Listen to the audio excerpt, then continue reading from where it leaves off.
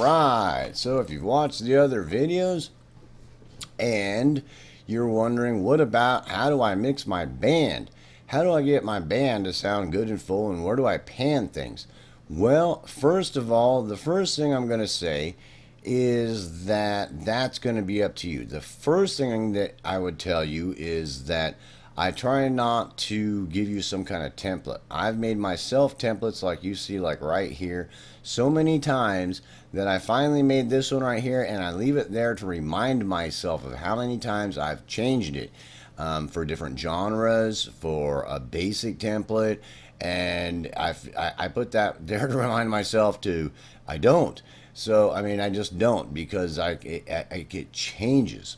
The biggest thing I can tell you is you can get on the internet and you can download pictures like this, get pictures of spatialization, of symphonies, of bands. Where should pictures of where should I pan the instruments for different types of bands and things like that, and study them. It really. And the next thing I'll tell you is that if you're specific in genre, like you like reggae or something like that, let's just say reggae, that you want to listen to a bunch of reggae music, from a bunch of different bands and a bunch of different producers, and as much as you can, so you can sit there and listen to, where they kind of have things panned, and then you can use this stuff to help you, or you will eventually make your own decision how you like them panned. And that can change for different productions. You might change your mind on a different band or a different production, how you want things panned. Or you'll have more instrument content, more instruments in it, so you'll have to change the panning, to do a good job of panning and spatialization. And that just takes, some investigation and time. One thing that I will say about that is all the work that we just talked about in the last video you've seen, I was showing, and that we're just talking about guitars. So let's take an example that you've done all that, you're not sure whether to do all that work on that. You've got two guitars. One of them is going to be panned right, one of them is going to be panned left. They're two rhythm guitars. They're playing different parts. So you're not sure that you should do all that work because of the spatialization. One of them is going to be panned and left. Why would you do that? Here's the answer, is you still want to have those other ones panned off right and left. Does that make sense? For a simple reason. It builds stereo field and it builds body. See, you have that one guitar panned left, correct? And you still have those double tracks panned right, but you have that other guitar over there on the right. The tracks from the one that's on the left that you have panned right, you want to bring those down in volume underneath that other guitar part to where it's way underneath it, so you can still hear that the two different guitars are panned right and left from each other, but it still builds stereo space because the detunings, the delays, and all that work that you've done on it still builds that stereo presence and that stereo body, the impact in the body and the girth, and the width of it. It helps to build that. So you still want to do that work, even if you decide you've got the keys and you want to pan them off to the right against, the synthesizer or something, that you still want to do that work. Just you've got the keys right, the ones that you did that for the left hand side with all the delays and detunings and all that, you just want to turn those way down so they're not interfering with the synthesizer that you have on the other side. Does that make sense? But it's still building stereo width. So however you decide to pan your instruments, that work is still for getting a good full mix and a good full wall of sound for your mix, getting a good full sounding mix. So really keep that in mind. And I didn't really address that issue too much because that's going to, Tim, Bob, Jimmy, Tom, Ralph, and Bob all just have a little bit different view of doing that. And in some genres, that some of them will do it fairly close to each other. Does that make sense? And they'll do it somewhat similar, but you might decide to do it differently. Does that make sense? Or a little bit differently. So, your best bet is to listen to those kind of music and then that you're going to be mixing, and then make your own decision how you would like to do it. And experiment, experiment around until you get a great sound. And one other aspect of that is, what about the pannings? What about, okay, well, I'm listening to that, but how far is it panned over? Is it panned 30% right, 50% right, 60% right, 70% right? Well, they're probably not going to tell you. I mean, you're going to get it on the mix and say, well, Bob's cool reggae tune, he panned that thing completely right off at 46.7% right. I mean, you're probably not going to get that kind of answer. You might if you can talk to the guy, but I've heard a lot of mixing things, and I didn't get that specific of an answer. I mean, does that make sense? And people weren't even hardly asking that sometimes. And if you are asking those questions, you would want to directly ask that if you could get the answer to work from.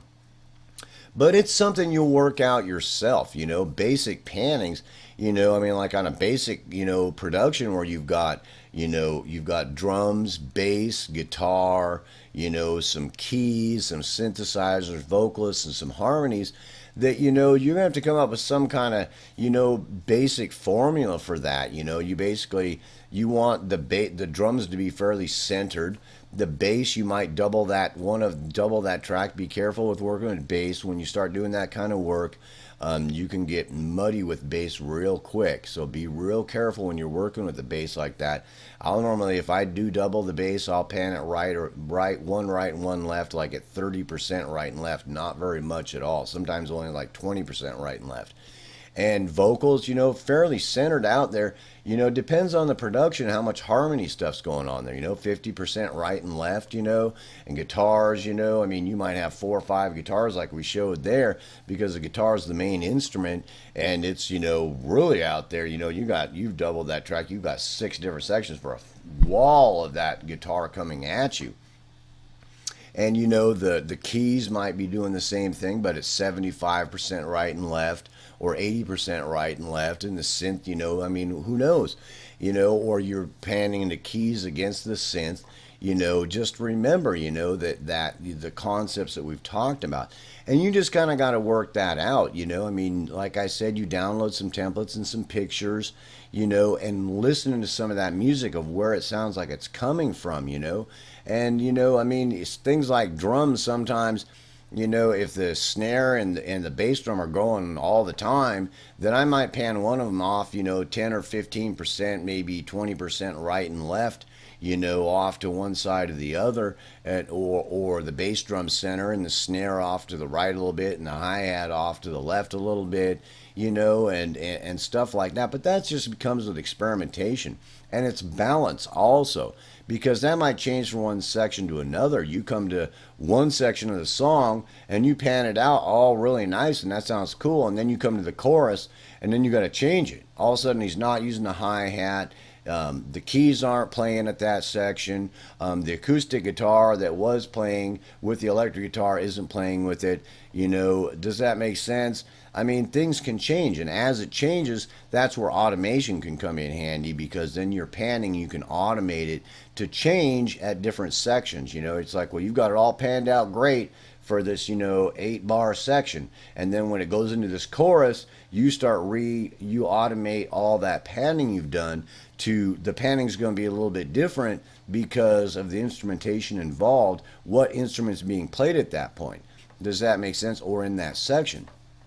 And I learned that the hard way doing big productions like movie score productions, that, all of a sudden there'll be like, a little flute in the background or something. And then all of a sudden it's, 4 or 5 instruments. Then it's like 3 instruments. Then it's like 50 instruments, and it's changing at different sections. And so I gotta, it's basically, I gotta do all that work that we're talking about, panning and spatialization, for each section a little bit differently, so that I got a good full mix at each section. Does that make sense? And that can sound very complicated, because it is, because at that one section, I've done all that work, and, and it's like, well, that's a little bit too much for this section, because it's got so much going on that it's a little bit too much. So, but I come to this other section, there's not as many instruments playing, and there's just the vocalist and the acoustic guitar all of a sudden for this little part, and this little break or something. So I got to really build them up with all the stuff we talked about to make that section sound full, like a good full mix with impact and girth and body.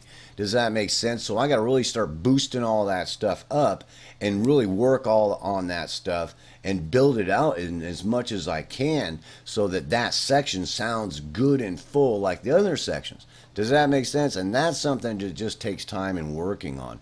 And so this is a real short addendum to the series that we're talking about so far, because that's the direction that I want to give you, and I'd be more than happy to answer any questions. And I'm sure there's lots of people that would like to give you direction, but the best thing to do is just listen to music, download some templates you get on the internet, and look at spatialization of bands, instrument placement, and stuff like that, and think about it. You go see a live band, where are they? You got the bass player over there, the guitar player over there. Is that the way their speakers are set up, or is it a wall of sound? Is the bass over there, and doesn't matter where are you sitting in the audience, or is it a small show, and I mean that can have a huge impact on you. And just that investigation and studying that can have a huge impact on how you do that. And the little differences in how far you pan right or left with different instruments can have a huge impact. And it's a lot of experimentation and messing around with it. And I suggest you get either make some stuff of your own up, or download some practice mixes, get on the internet and find like mix contests, and download the stems they give you. Join the mix contest, the free mix contest, or if you find a really good one that's, they're putting out some good stems and some good productions for the mix contest, but they want 20 or 30 bucks, buy it, and get those stems, and mix it, practice, and practice with all that stuff, using it, and where should I pan it, and get on different, find the kind of, I do just about everything, so it's really hard for me to do that. But if you're genre oriented, and you're like reggae or something, that where to go to be looking for and what to be listening for, who to be listening to, and start trying to, first thing is that this is the hard thing, that here's an example of me learning guitar. Okay, when I first started playing, I was trying to emulate people, Eddie Van Halen, Andres Segovia, Randy Rhoads, there's an endless list of people that a guy from Scorpions, and then farther back, and back in time, even before that, some older stuff. And and it was like, and I would start trying to emulate them, and then I came to some point to where I started wanting to sound like me. And so I used all the stuff that I learned from trying to emulate them and seeing what they were doing and trying to copy what they were doing. But then at some point I started playing like me. I think about the time I started studying stuff like Joe Satriani and Eric Johnson, and got into serious classical, that all of a sudden I realized that I was forming. Does that make sense? And the way I seen it was forming. And that's the same thing kind of happened there. You might get that right away, but it also might take some time of you studying some other people's mixes and then decide you want to do a little bit different. Eventually you'll do it the way you want to do it if you keep doing it. That's reality. And also some of that experience will let you to, if somebody comes to you and says, well, Bob's reggae band there, I want my stuff to sound like Bob's reggae. So, you understanding audio engineering and what's going on with there, and all the stuff that's on my channel here and the stuff that we're talking about can help you to try to emulate what's going on there. Put on the mask of the mixer that's doing his work. That's a whole nother subject I don't want to get into too deep, but eventually you'll do it the way you want to do it. But that's kind of the direction I send you in, to start at least working towards that. Does that make sense?